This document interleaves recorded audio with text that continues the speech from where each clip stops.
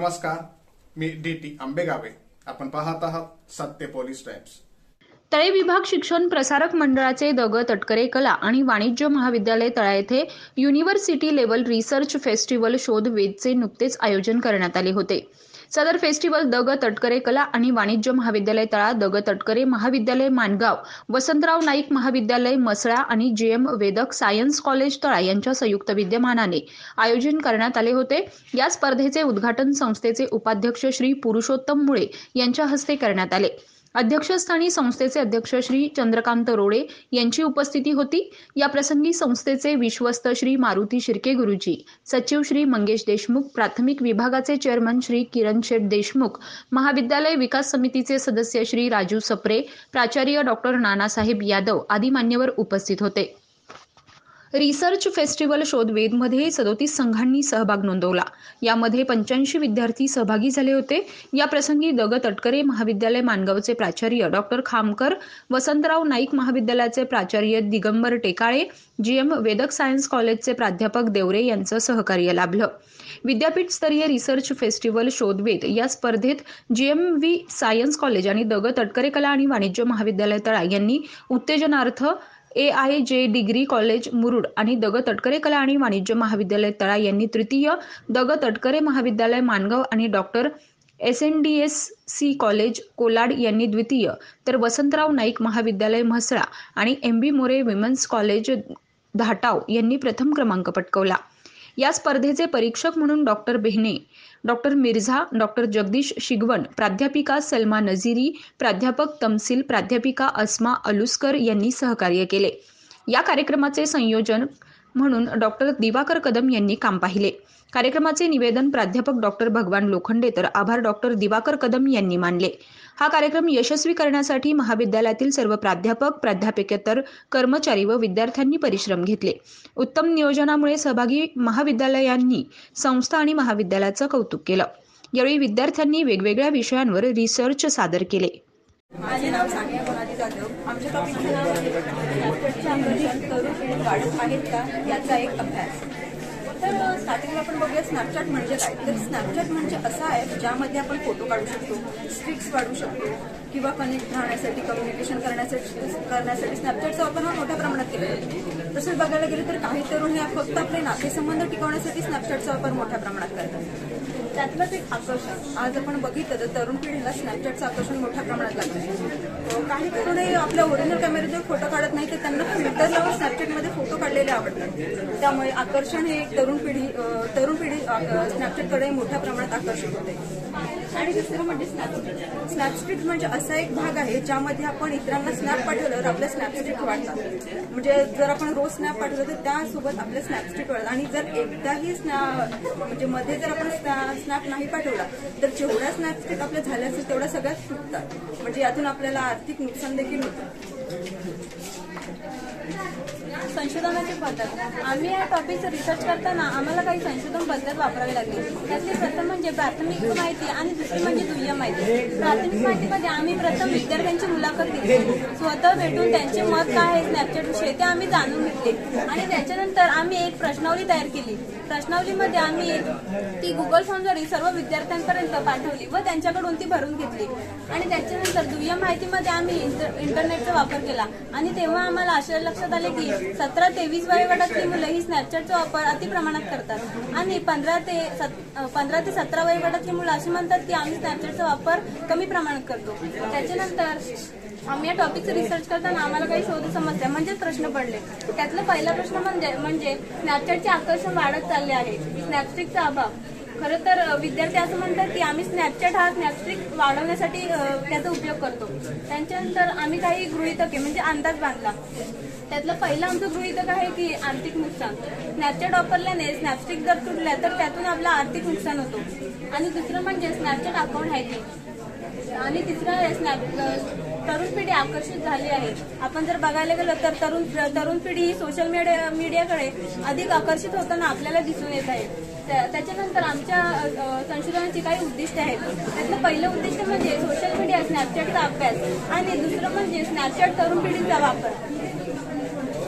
माहिती विश्लेषण यानंतर या टॉपिकवर आम्ही सर्व्हे केल्यानंतर आम्ही असं तरुणांना असा प्रश्न विचारला की तुम्ही स्नॅपचॅटचा वापर हा कशासाठी करताय, तर त्यातून त्यांचा रिस्पॉन्स आला की आम्ही कनेक्ट राहण्यासाठी आणि कम्युनिकेशन करण्यासाठी स्नॅपचॅटचा वापर मोठ्या प्रमाणात करतो. आणि दुसरं म्हणजे आजूबाजूची माहिती इतरांना शेअर करणे, म्हणजे आपण एखाद्या कार्यक्रममध्ये असो, फंक्शनमध्ये असो, प्रोग्राममध्ये असो, तर काही तरुणांना सवय असते की तिथे गेल्यानंतर लगेच तिथला स्नॅप काढून टाकतात. सो तसंही आम्हाला त्यांचं उत्तर मिळालं. आणि स्ट्रिक्स राखण्यासाठी काही तरुण म्हणतात की आम्ही फक्त स्ट्रिक्स आमच्या राखण्यासाठी स्नॅपचॅटचा वापर मोठ्या प्रमाणात करतो. आणि लास्ट आहे निष्कर्षणातून आमच्या असं लक्षात आलं की तरुण वारंवार व्यस्त असतात. प्राधान्य देणे, स्नॅप पाठवणे, स्नॅपची व्यत्यय आणि स्नॅपचॅटचे आकर्षण तरुण पिढीत वाढत आहे. आमच्या टॉपिकचं नाव आहे कोकणाचा कॅलिफोर्निया कलर. सर्वप्रथम हे कोकण म्हणजे काय, महाराष्ट्राची पश्चिम किनारपट्टी म्हणजे कोकण. कोकणाला सुमारे 720 किलोमीटरचा समुद्राचा पट्टा लावलेला आहे. कोकणामध्ये पर्वत पर्वतरांगा, समुद्रातही किल्ले या कोकणामध्ये पाहायला मिळतात. कोकण हे प्रसिद्ध आहे ते पर्यटनासाठी. उन्हाळ्याची सुट्टी पडली किंवा वेकेशन सुरू झाले की सर्वांना एक कोल्हा पर्यटन महाराष्ट्रातील पर्यटनासाठी सर्वात सुंदर ठिकाण म्हणजे कोकण. याच कोकणामध्ये आपण विविध हिल स्टेशन असतील, समुद्र असतील, बाग असतील, धबे असतील, हे सगळे कोकणामध्ये पर्यटनासाठी उत्तम आहे. तसंच कोकणाचं खाणं म्हणजेच काजू, आंबा, चिकू, मासे मिळून कोकणाला कुठेतरी एक नेक्स्ट लेवलला आपण बघूया की कॅलिफोर्निया म्हणजे काय. कॅलिफोर्निया आहे. कॅलिफोर्निया 900 किलोमीटरचा भाग लाभलेला आहे. कॅलिफोर्नियाला फेमस आहे तो म्हणजे पर्यटनासाठी. जगप्रसिद्ध आहे कॅलिफोर्निया. जगाच्या विविध ठिकाणाहून फक्त पर्यटन करण्यासाठी कॅलिफोर्नियामध्ये कॅलिफोर्नियामध्ये विविध कॅलिफोर्नियाला विविध सुविधा उपलब्ध असे आम्ही हे कंपॅरिझन का करतो म्हणजे कोकणाचा मुलगा कॅलिफोर्नियाच का करायचा आहे याच्यामागचं कारण म्हणजे कोकण आणि कॅलिफोर्निया यांच्यामध्ये सामान्य पर्यटन आणि दुसरं सामना असेल ते म्हणजे निसर्गाने सुद्धा भरून गेला आहे. कॅलिफोर्नियाचा विकास या दृष्टिकोनाने कोकणाचा विकास करत झाला आहे का याची पाहणी आम्ही या प्रोजेक्ट थ्रू करणार आहोत. प्रोजेक्ट करताना उद्दिष्ट होते ती स्पष्ट झाली होती की खरंच कोकणाचा कॅलिफोर्निया खरंच झाला आहे का, म्हणजे कागदपत्र नव्हे तर खरं म्हणजे कोकणाचा कॅलिफोर्निया झाला आहे का याची पाहणी केली. दुसरं म्हणजे तर कोकणाचा विकास झाला आहे का, कोकणाचा आणि तिसरं म्हणजे कोकणाची सत्य परिस्थिती पाहणी म्हणजे फक्त कागदपत्र नव्हे तर कोकणाची खरी परिस्थिती काय आहे याची पाहणी करण्याचा आमचा उद्देश आहे.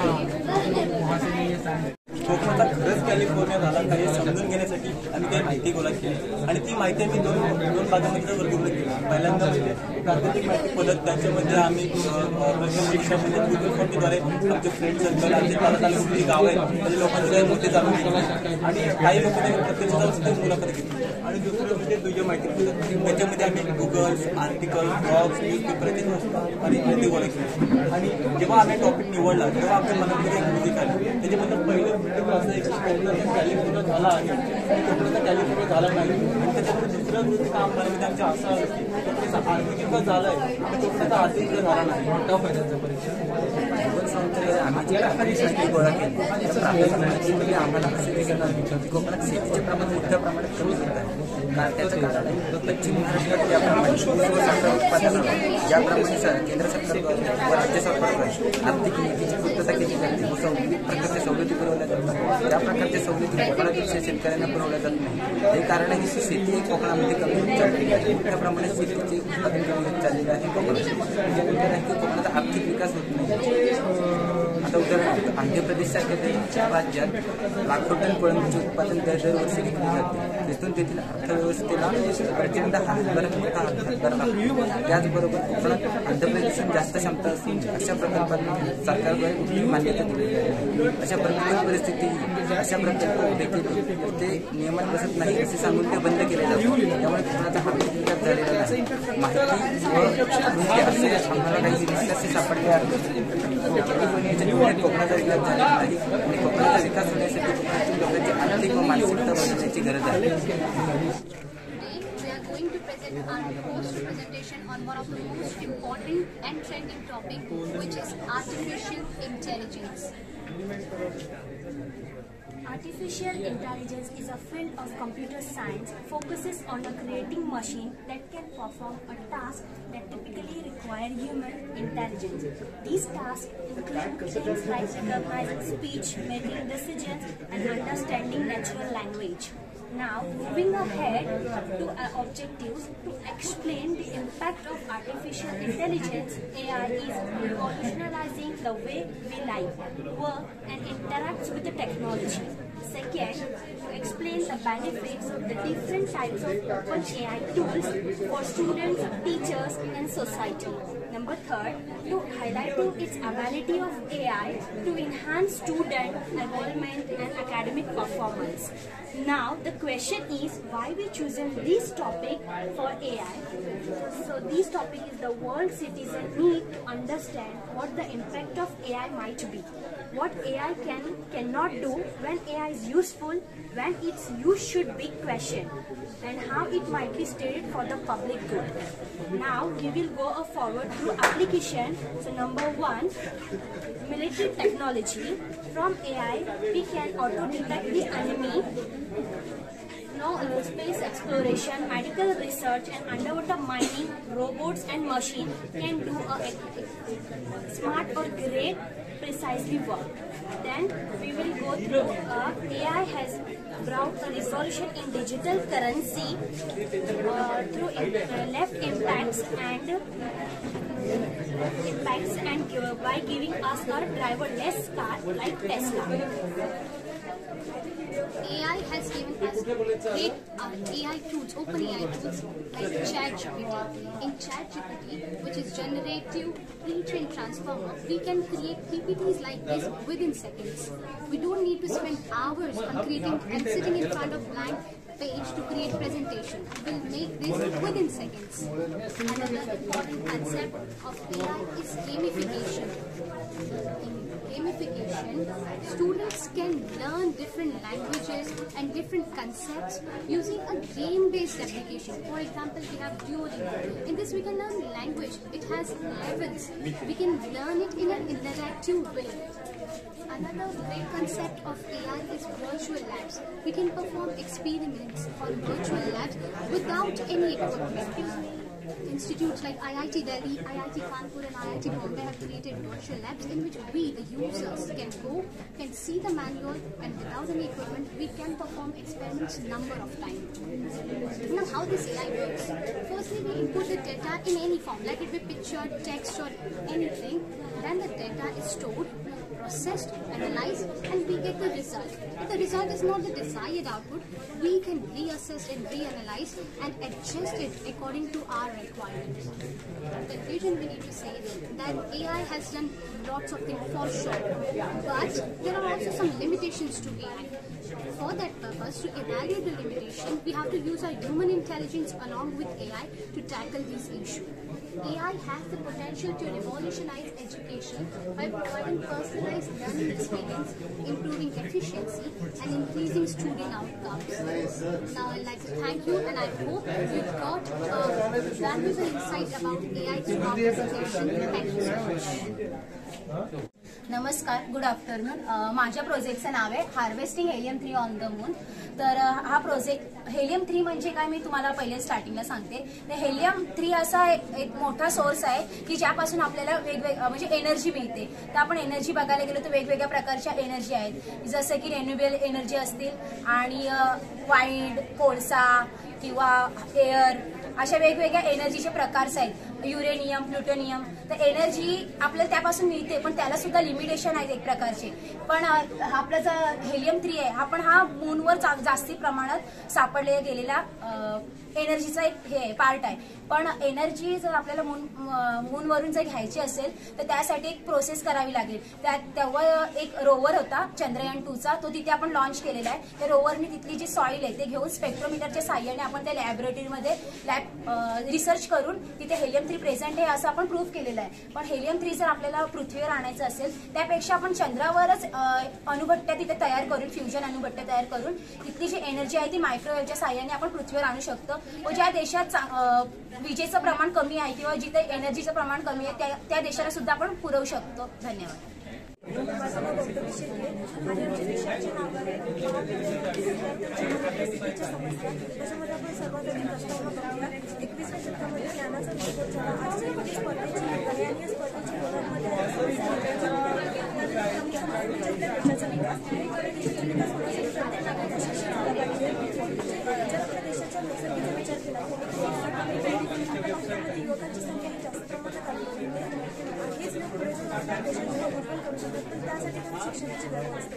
आणि आज सद्यस्थितीमध्ये असं आढळून येतं की विद्यार्थी हा महाविद्यालयामध्ये उपस्थित सद्यस्थितीमध्ये असे आढळून येते की विद्यार्थी हा महाविद्यालयामध्ये प्रवेश घेतो पण महाविद्यालयामध्ये उपस्थित राहत नाही. त्यामुळे आम्ही हा विषय निवडलेला आहे. या विषयाचे संशोधन करत असताना आम्ही विद्यार्थ्यांचे जे समस्या आहे ते जाणून घेण्याचा प्रयत्न केला. माझं नाव आहे प्राचीन ज्ञानेश्वर वाणी. या विषयाचे संशोधन मी थोडक्यात मांडत आहे. त्यातील पहिला मुद्दा आहे शोध समस्या. हरकतीचे प्रमाण कमी. विद्यार्थी महाविद्यालयात जर का राहत नाही त्याचे कारण काय? विद्यार्थी व शिक्षक यातील सुसंवाद आहे का? त्यातील दुसरा पॉईंट आहे रिझल्ट कमी लागणे. विद्यार्थ्यांचा हा गैरसमज आहे की विद्यार्थी महाविद्यालयात अभ्यास न करता पास होऊ शकतात. त्यातील तिसरा पॉईंट आहे शिक्षणाबद्दलची आवड. कोरोनानंतर विद्यार्थ्यांचं ऑनलाईन लेक्चर झाल्यामुळे अभ्यासाबद्दलची आवड ही पूर्णपणे निघून गेलेली आहे व विद्यार्थी हजर नसल्यामुळे त्यांच्या अभ्यासाबद्दलची आवड ही जागृत करण्यासाठी शिक्षक प्रयत्न करत आहेत. त्यातील दुसरा मुद्दा आहे उद्दिष्टे. आर्थिक कारणे शोधणे, सामाजिक कारणे शोधणे व मानसिक कारणे शोधणे. या माहितीच्या संशोधन पद्धतीसाठी आम्ही प्राथमिक माहितीचा उपयोग केलेला आहे. त्याच्यामध्ये आम्ही गुगल फॉर्मच्या सहाय्याने विद्यार्थ्यांशी संवाद साधण्याचा प्रयत्न केला. त्या गुगल फॉर्ममध्ये आम्ही विद्यार्थ्यांना काही प्रश्न विचारले होते. त्यांची मुलाखत सुद्धा घेतली.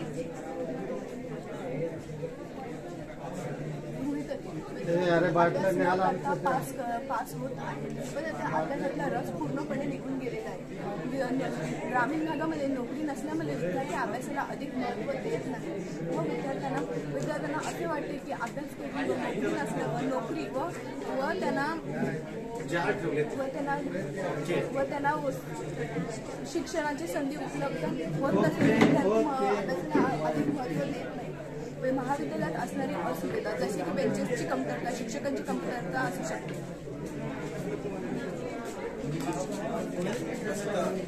हे संपूर्ण माहितीचे विश्लेषण केल्यानंतर आम्हाला असे समजले की काही विद्यार्थ्यांना वाहतुकीची सोय नसल्या कारणाने विद्यार्थी महाविद्यालयामध्ये उपस्थित राहत नाही. काही जे महाविद्यालय असतात ते ग्रामीण भागात असल्या कारणाने सुद्धा रोजगाराच्या संधी निर्माण होते म्हणून ते मुंबईसारख्या ठिकाणी जातात आणि रोजगाराच्या संधी शोधतात. त्यामुळे ते कॉलेजकडे दुर्लक्ष करतात. तिसऱ्या मुद्द्यामध्ये मी अशी सांगेन की काही वेळेला विद्यार्थी हे कॉलेजमध्ये हजर राहतात पण शिक्षकच हजर नसतो. त्यामुळे विद्यार्थी कॉलेजला राहतात. त्यांची आर्थिक परिस्थिती आणि सर्वात मोठा तर कोविड-19चा परिणाम झाल्यामुळे विद्यार्थी हे शिक्षणाला जास्त महत्त्व देत नाही. जास्तीत जास्त ते रोजगाराला प्राधान्य देतात.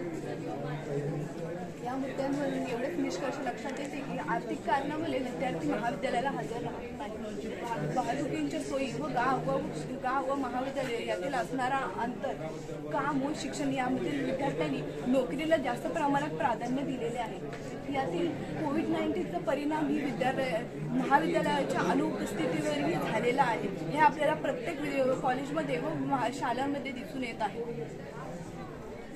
Good afternoon, sir. Our topic name is the study and impact of e-commerce on a small business in Masladali.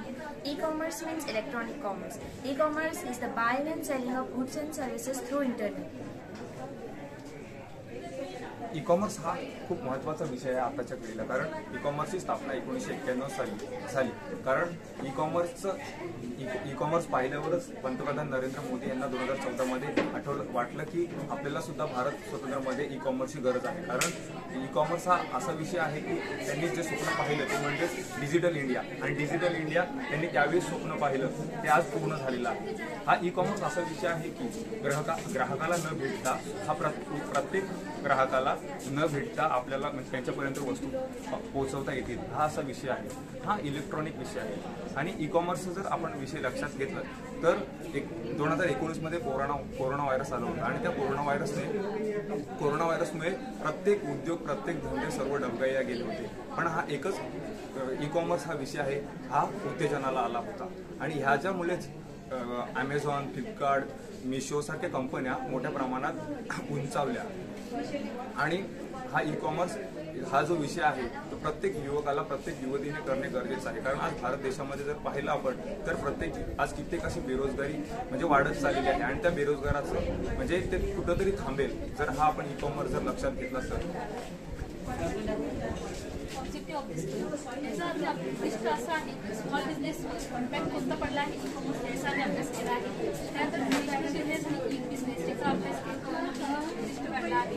त्यानंतर स्मॉल बिझनेसेस ई कॉमर्स त्यांना कोणते चॅलेंजेस फेस करावे लागले आहेत याचा उद्दिष्ट आहे. त्यानंतर रिसर्च मेथडॉलॉजी संशोधन पद्धतीमध्ये आम्ही प्रायमरी डाटा आणि सेकंडरी डाटाचा अभ्यास केला आहे. प्रायमरी डाटामध्ये आम्ही क्वेश्चनरीज, इंटरव्ह्यू घेऊन प्रत्यक्ष जाऊन सर्वे करून पुन्हा स्मॉल बिझनेसेसला भेट देऊन प्रत्यक्षात त्यांचा इंटरव्ह्यू घेऊन त्यांना क्वेश्चनर विचारून त्यांचा सर्वे केला आहे. सेकंडरी डाटामध्ये आम्ही मॅगझिन असतील, नेटवर्क मार्केटिंग असतील, नेटवर्क साईट असतील, वेबसाईट असतील त्याच्यावरून माहिती गोळा केली.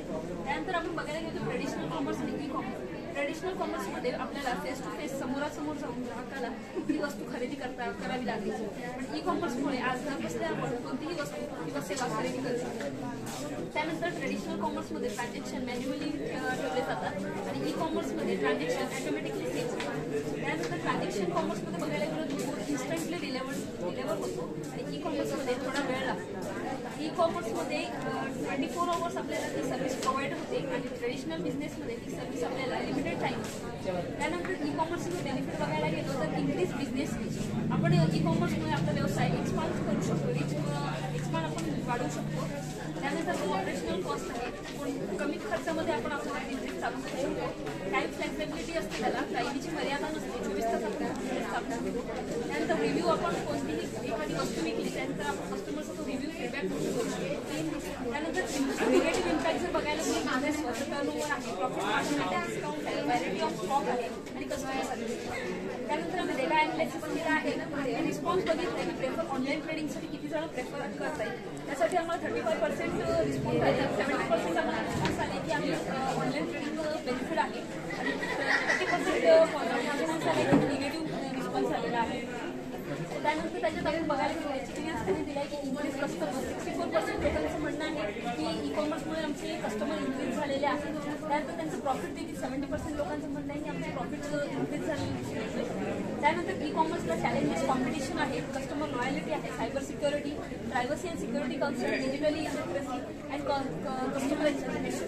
त्यानंतर फायंडिंगमध्ये more competition, cost reduction, greater choice आहे आणि डिस्काउंट. त्यांचं रिकमेंडेशन असं असेल की जास्तीत जास्त व्यवसाय हे पारंपरिक व्यवसाय आता डगमगायला लागले आहेत, त्यामुळे जास्तीत जास्त ई कॉमर्समध्ये एक्सपांड केले जाते.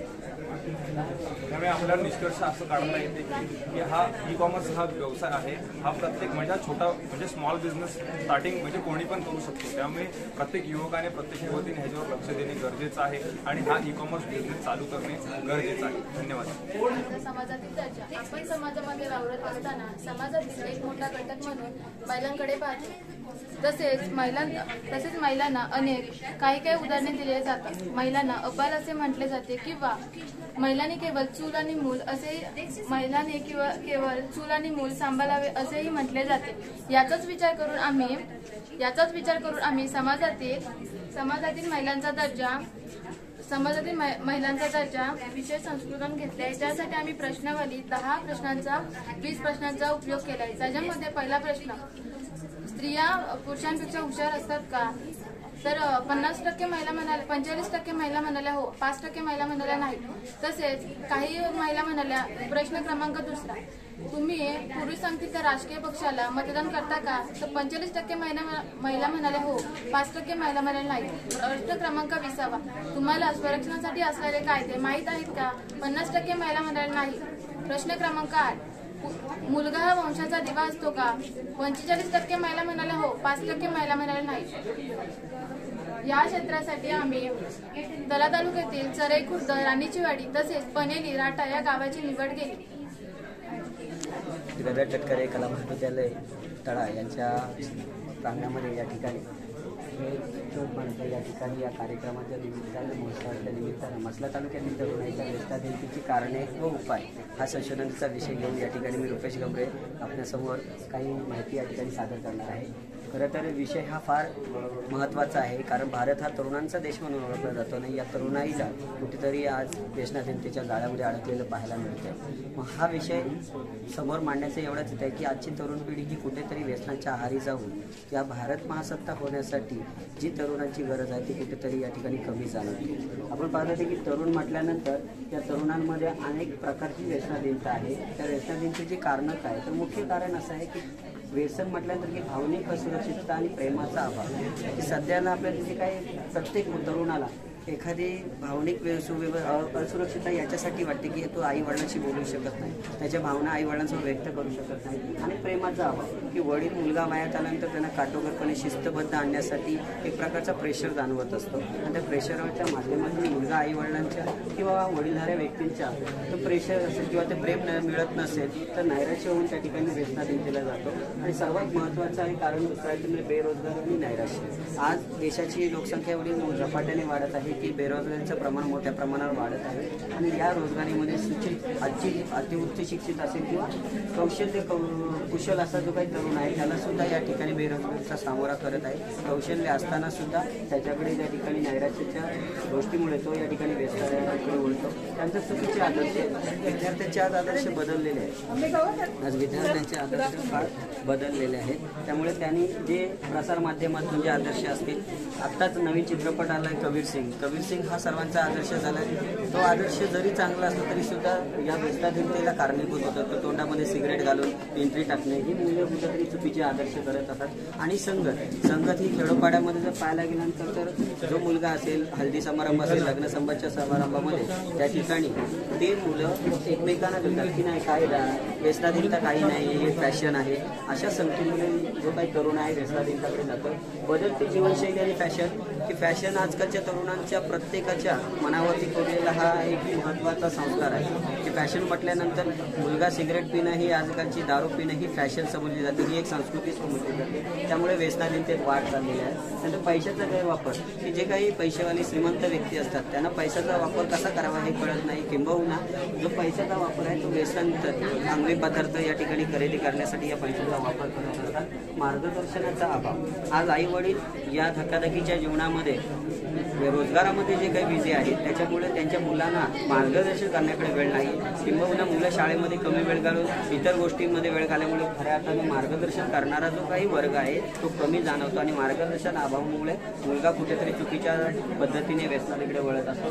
प्रसारमाध्यमे आज प्रसारमाध्यमे येते, TV सिरियल असतील, मालिका असतील, चित्रपट असेल, की असं कदाचित क्वचितच चित्रपट किंवा सिरियल येतो त्याच्यामध्ये व्यसनाधीनता दाखवत नाहीये.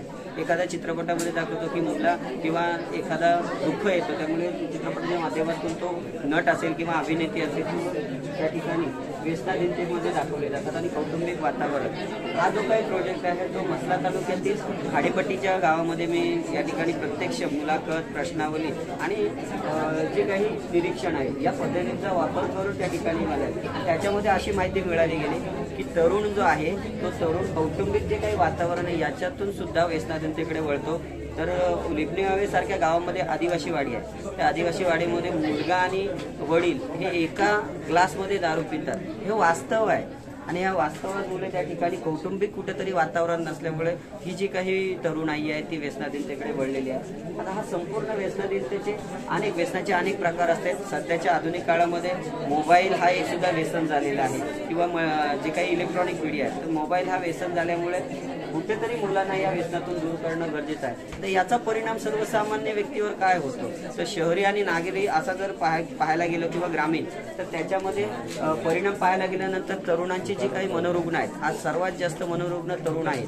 देशामध्ये तरुणांची मनोरुग्णांची संख्या वाढत आहे. त्याचप्रमाणे एकूण जगामध्ये जी काही 64% तरुण जे आहेत त्या ठिकाणी मृत्युमुखी पडतात त्याच्यामध्ये 34% हे तरुण असतात. ही सर्वात मोठी भयंकर अशी आकडेवारी समोर येते. त्यानंतर जो काही तरुण आहे व्यसनाधीनतेच्या आहारी गेल्यानंतर तो व्यसन पूर्ण करण्यासाठी गुन्हेगारीकडे वळतो. त्याला असेल अंमली पदार्थ असतील, दारू, सिगरेट हे कुठेतरी त्याला पूर्तता करण्यासाठी चोऱ्या, गुन्हेगारी, त्यानंतर कुणाला तरी किडनॅप करणे यांसारख्या गुन्हेगाराकडे तो वळत आहे. त्यानंतर आता जर पाहायला गेलं तर या रायगडमधील किनारपट्टीच्या भागामध्ये जे तरुण आहेत कॉलेज महाविद्यालयामध्ये सुट्टीच्या गणपतीच्या सुट्ट्यांमध्ये ज्यावेळी गावा गावाकडे येतात तेव्हा त्यांच्या जे काही अपघाताचे प्रमाण ते वाढत आहे, कारण मुलं सर्रासपणे अपघातामध्ये व्यसन केलेले पाहतात, त्या ठिकाणी व्यसनं देत असलेले त्या ठिकाणी वळतात. आता हा कुठेतरी उपाय या ठिकाणी केला पाहिजे, तर मुलांचा आत्मविश्वास वाढवला पाहिजे, तरुणांना खरी तर या व्यसनाला नकार दिला पाहिजे आणि वातावरण हे संस्कारक्षम वातावरण त्या ठिकाणी कुटुंबामध्ये असणं गरजेचं आहे, आपले आदर्श चांगले असणं गरजेचं आहे. यातूनच कुठेतरी या विभागामध्ये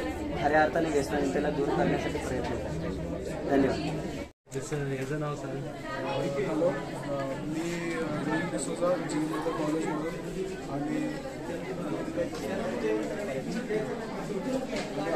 आजचा आमचा प्रोजेक्ट आहे photochemical screening of medicinal plants. त्याच्यामध्ये आम्ही या झाडाबद्दलची जास्त करून माहिती दिली आहे, त्याचे मेडिसिनल क्वालिटीज वगैरे काय काय आहे. तर इंट्रोडक्शन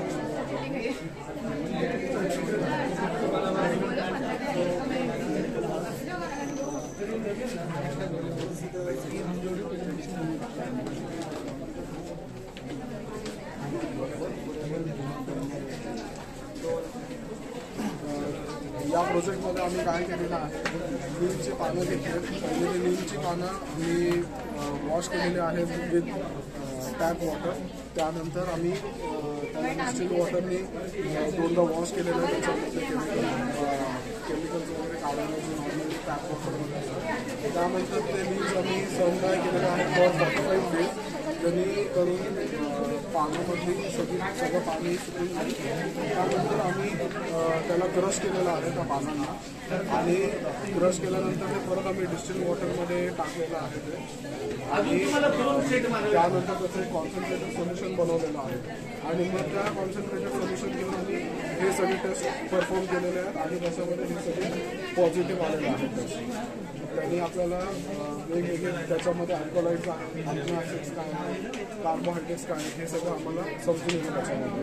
आणि कन्क्लुजन असं आहे प्रोजेक्ट, जेणेकरून आता आपण सगळं केमिकल वगैरे यूज करतो, त्याच्याऐवजी आपण ग्रीन केमिस्ट्री यूज केली पाहिजे, जे की आहे पानं वगैरे वापरणं, वेगवेगळ्या झाडांचे वेगवेगळ्या झाडांचे, जसं की तुळसी झाली, नीम झाली, युकलिप्टस झालं, त्याचे तेल वगैरे आपण एक्स्ट्रॅक्ट करतो आणि नॉर्मली डे टू डे लाईफमध्ये यूज करतो instead of using chemical. Thank you. सामान्य जनतेचा बुलंद आवाज, सत्य पोलीस टाइम्स.